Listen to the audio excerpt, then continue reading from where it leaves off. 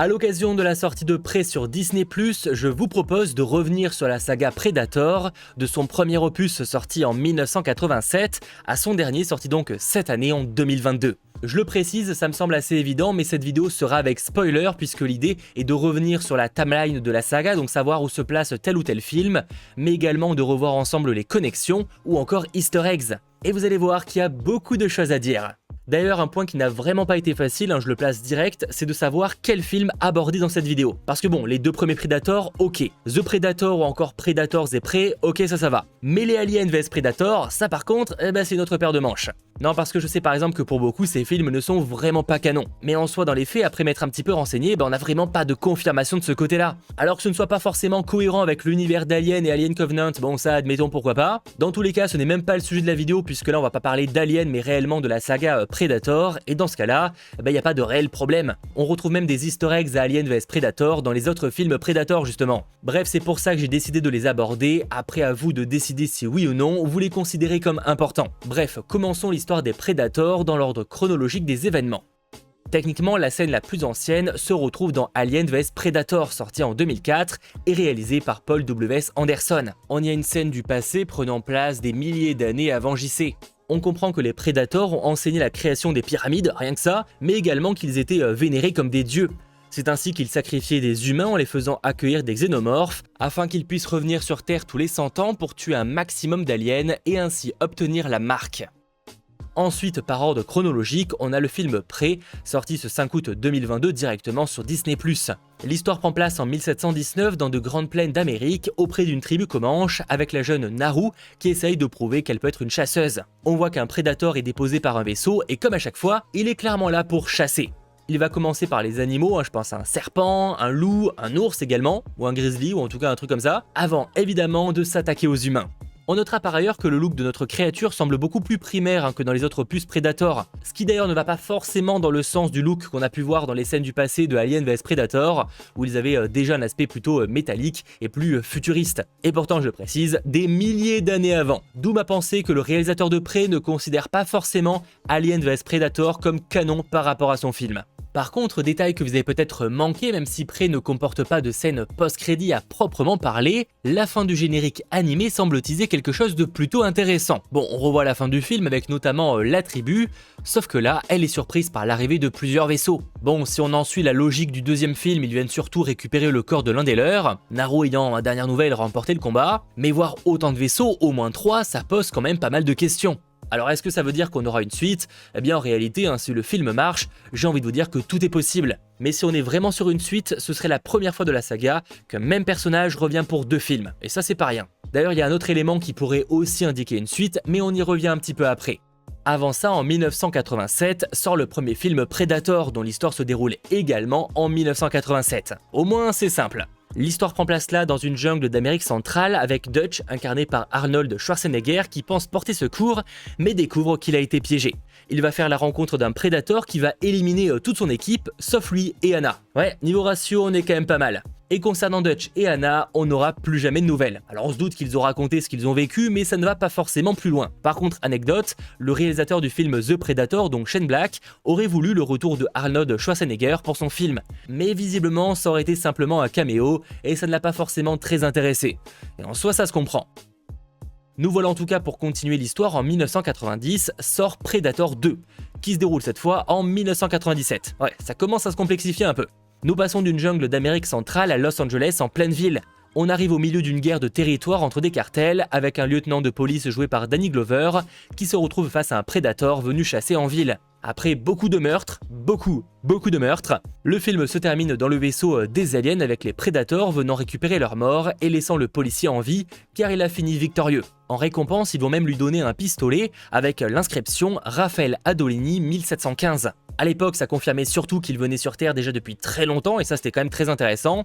Mais aujourd'hui, ça nous fait aussi une première connexion. En effet, ce même pistolet est aussi présent dans le final de Prey. Oui.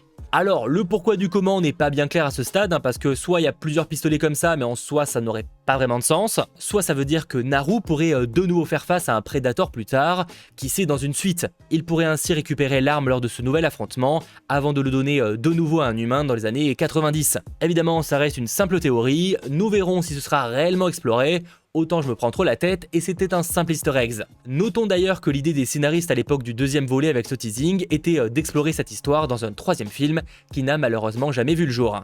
Peut-être que Dan Trachtenberg, réalisateur du film Prey, a enfin une idée pour l'aborder. Même si précision, Raphaël Adolini a tout de même été abordé dans un comics, on sait entre autres que c'était un pirate. Autre easter egg qu'on retrouve cette fois dans Predator 2, on peut voir dans le vaisseau un moment le crâne d'un xénomorphe, et ça je rappelle quand même en 90. Donc bien 14 ans avant le crossover qui est arrivé au cinéma, ou même l'idée qui est arrivée en comics bien avant, ça reste quand même très lointain. Bon évidemment à l'époque c'était un simple easter egg, bien loin d'imaginer un crossover, mais ça reste quand même plutôt cool à souligner. Justement en parlant d'Alien, on continue l'exploration de la timeline avec Alien vs Predator. En effet, si on saute la scène dans le passé que je vous évoquais juste avant, l'intrigue principale se déroule en 2004, année évidemment de la sortie du film. On y retrouve l'entreprise Wayland qui finance une expédition pour explorer une pyramide qui a été découverte sous la glace. Dans ce cas-là précis, c'est un piège tendu par justement des prédateurs pour perpétuer leur rituel qui, je le rappelle, est d'affronter des aliens couvés par des humains. Ou couvés dans des humains pour être un peu plus précis. La suite Alien vs Predator Requiem enchaîne directement après ce final avec un xénomorphe sortant d'un Predator, créant ainsi le Prédalien. Ouais, j'avoue que là-dessus c'est parti un peu loin, mais en gros c'est un mi-Predator, mi-Alien qui va faire écraser le vaisseau sur Terre dans une petite ville où c'est globalement une boucherie. Enfin je crois, parce que c'est franchement difficile à dire tellement le film est sombre et qu'on voit rien. On passe alors au film suivant, cette fois sorti en 2018, The Predator. Alors oui, j'ai sauté un film, mais rassurez-vous, on en reparle juste après, vous allez comprendre pourquoi. Donc The Predator se déroule en 2018 et le scénariste-réalisateur Shane Black a confirmé que pour lui, il était canon avec ce qui est sorti. On y suit un tireur d'élite qui fait équipe avec des vétérans de l'armée et une biologiste pour arrêter un Predator. Cependant, révélation de fin, le Predator donne en fait aux humains une armure capable de les affronter. Bon, on va pas revenir forcément sur cette partie-là qui n'aura probablement jamais de suite. Cependant, The Predator tente de faire plusieurs connexions avec la saga, que voici. Déjà, il y a une référence à l'incident de 1987, donc le premier film. On apprend notamment que c'est à ce moment-là que le projet Stargazer a été mis au courant de l'existence des créatures. Il y a même un moment où le personnage de Olivia Munn regarde des photos et elles viennent du premier film. Autre connexion, cette fois au deuxième volet, au siège du projet Stargazer, on retrouve de vieux artefacts, notamment deux masques et deux lances. L'un d'entre eux est celui porté et tombé dans le deuxième volet à Los Angeles, donc en 1997. Et dans le même genre, on a les lances de Alien vs Predator, que ce soit celle qui peut s'étendre, mais aussi celle faite avec les restes de la queue d'un alien. Ce qui laisse penser que le réalisateur du film The Predator les considère comme canon. Et dans l'idée, la saga semble s'arrêter là, on n'a pour l'instant pas de suite, et à dernière nouvelle, on ne devrait pas forcément en avoir.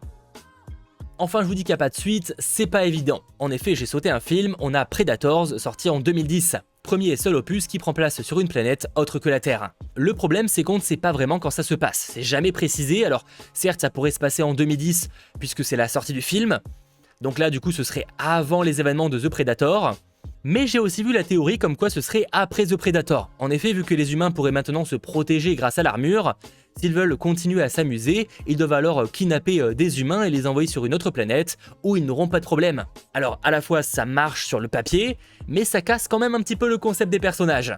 Je rappelle que les Predators c'est censé être une espèce extraterrestre qui parcourt la galaxie à la recherche de challenges, d'espèces à chasser pour le sport, et ainsi s'améliorer. C'est en tout cas ce qu'on comprend, parce qu'il faut dire que sur le papier, aucun humain n'a vraiment échangé avec un Predator pour en apprendre plus. En général, ils sont plutôt occupés à se faire découper qu'à réellement discuter.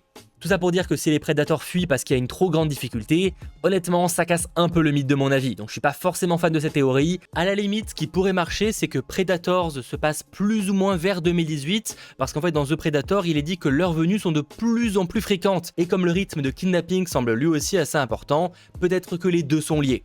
On sait au moins que c'est après le premier film Predator, puisque Isabelle, incarnée par Alice Braga, fait référence à l'incident de 1987 au Guatemala. Et au niveau connexion, c'est plus ou moins tout sur les grandes lignes. Alors évidemment, chaque film fait aussi des références plus discrètes, allant d'une phrase en lien avec un autre opus, comme dans Prey où un personnage sort, s'il saigne, on peut le tuer. C'est évidemment une référence assez évidente pour ceux qui l'ont vu, au premier film Predator. On a aussi des scènes qui peuvent sembler assez similaires, comme Naru qui va essayer de se refroidir pour ne pas se faire repérer. Eh bien ça rappelle beaucoup Dutch dans le premier film.